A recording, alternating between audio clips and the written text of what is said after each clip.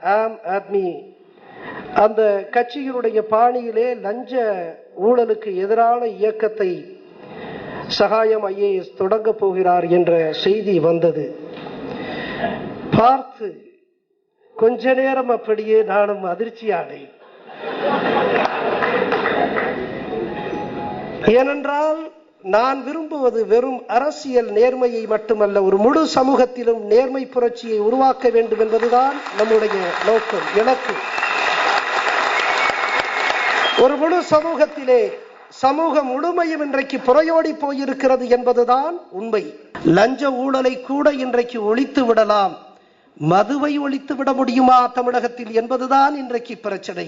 ஒரு நாள் நான் கோப்பு பார்த்துக் கொண்டிருந்தேன், நள்ளிரவு 12 மணிக்கு நான் கோப்பு பார்த்துக் கொண்டிருந்த நேரத்திலே என்னுடைய அலைபேசி அங்கே மணி எழுப்புகிறது. பதட்டத்தோடு மாவட்ட ஆட்சித்தலைவராகிய நான் அலைபேசியை எடுக்கிறேன். அங்கே எதிரே குரல், ஐயா கலெக்டர் இருக்கிறாரா?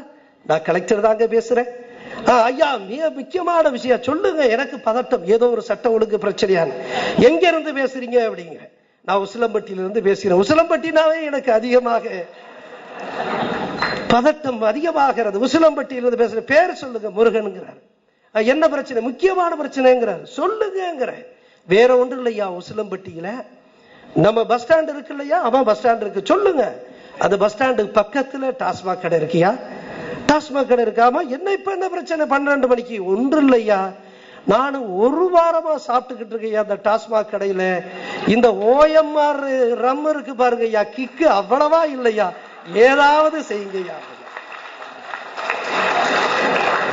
உசிலம்பட்டி தமிழனுக்கு அவனுடைய பிரச்சனை பெரிதாக இருக்கிறது. OMR ரம்மிலே கிக்கு அவ்வளவாக இல்லை என்று நள்ளிரவு 12 மணிக்கு ஒரு மாவட்ட ஆட்சித்தலைவரை தொடர்பு கொண்டு சொல்லக்கூடிய செய்தி என் தமிழன் எந்த அளவிற்கு ஆகிவிட்டான் என்று நான் எண்ணுகிறேன். நான் கோவையிலே 2003 அப்பொழுது துணை ஆணையர் கலாலாக நான் இருந்தேன், டெப்டி கமிஷனர் எக்ஸைஸ் ஆக இருந்தேன். நான் ஒரு குனியாமுத்தூர் பகுதியிலே இரவு 7 மணிக்கு நான் ஆய்வு செய்கிறேன். இந்த மதுபான கடைகளை ஆய்வு செய்து கொண்டிருக்கின்ற பொழுது அந்த குறிப்பாக அந்த கடையிலே நிர்ணயிக்கப்பட்டிருக்கக்கூடிய இலக்கில் 60% தான் அவர் செய்திருக்கிறார். நான் கோபமாக கேட்கிறேன், அங்கே கேட்கிறேன், கோபமாக கேட்கிறேன், ஏன் 60% தான் நீங்கள் எடுத்திருக்கிறீர்கள், வேறு எங்காவது சரக்கு வருகிறதா என்று கேட்கிறேன். இல்லை ஐயா, இல்லை, அப்படி அல்ல, நான் நிச்சயமாக நான் எடுத்து விடுகிறேன். அப்பொழுது மே மாதத்தினுடைய இறுதி 2003 நான் மே மாதத்தினுடைய இறுதியிலே ஆய்வு செய்கிறேன். அவர் சொல்லுகிறார், ஐயா ஜூன் மாதம் பிறந்து விட்டால் நிச்சயமாக இந்த 100% இலக்கை எடுத்து விடுவேன். எப்படி என்று கேட்டேன். பாருங்கள், பக்கத்திலே கிருஷ்ணா இன்ஜினியரிங் காலேஜ் இருக்கிறது அல்லவா, அதை ஒட்டி விடுதி இருக்கிறது ஐயா, அதை ஒட்டி விடுதி இருக்கிறது. அந்த விடுதி மாணவர்கள் எல்லாம் அங்கே வந்து விட்டார்கள் என்றால் நிச்சயமாக 100% இலக்கை அடைந்து விடுவோம் என்று சொன்னார்கள். நொந்து போய்விட்டேன். என் எதிர்கால நம்பிக்கையான நம்முடைய இளைஞர்கள் இன்றைக்கு மதுப்பழக்கத்திற்கு அடிமையாகி விழிப்புணர்வற்று போய்விட்டார்களே என்ற வேதனையோடு நான் வெளியேறினேன்.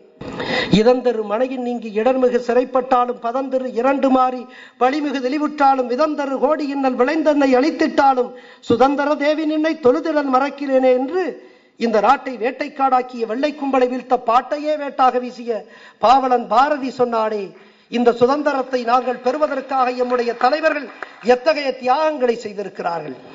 செந்நீரும் கண்ணீரும் சிந்தி பெறப்பட்ட சுதந்திரத்தை எம் தேசத்தின் கடைக்கோடியில் இருக்கக்கூடிய மக்கள், எம் கிராமங்களிலே நிறைந்திருக்கிறார்களே, இந்த தேசத்தினுடைய முதுகெலும்பாக விளங்கக்கூடிய விவசாயிகள், அவர்களுடைய வாழ்க்கையில் நிறைவு என்றைக்கு நாம் பார்க்கிறோமோ, எம்முடைய தேசத்திலே நிறைந்திருக்கிறார்களே நெசவாளர்கள், சாதாரண உழைப்பாளிகள், இவர்களுடைய வாழ்க்கையில் என்றைக்கு வசந்தம் வீசுகிறதோ அன்றைக்குத்தான் நம்முடைய சுதந்திரத்தினுடைய பலனை இந்த தேசம் உண்மையிலேயே அடைந்திருக்கிறது என்று சொல்ல முடியும். இல்லை என்று சொன்னால் சுதந்திரத்தின் பலனை யாரோ அடைகிறார்கள். அதற்காக அதை தடுப்பதற்கான விழிப்புணர்வு இன்றைய காலகட்டத்தில் அவசியம். எனவே நிச்சயமாக இது போன்ற முகாம்கள், இது போன்ற நிகழ்வுகள், இது போன்ற சேவை நம்முடைய தேசத்திற்கு தேவை. நிச்சயமாக இந்த நிகழ்வு மிகப்பெரிய ஒரு விழிப்புணர்வை உருவாக்கும். அதற்கு நாங்களெல்லாம் துணை இருப்போம். நிச்சயமாக தமிழ் சமூகத்தில் ஒரு நேர்மை மிகுந்த சமூகத்திற்கான ஒரு தொடக்கமாக இது அமையும் என்று சொல்லி இந்த நல்ல வாய்ப்புக்கு நன்றி கூறி உரை முடிக்கிறேன். வணக்கம்.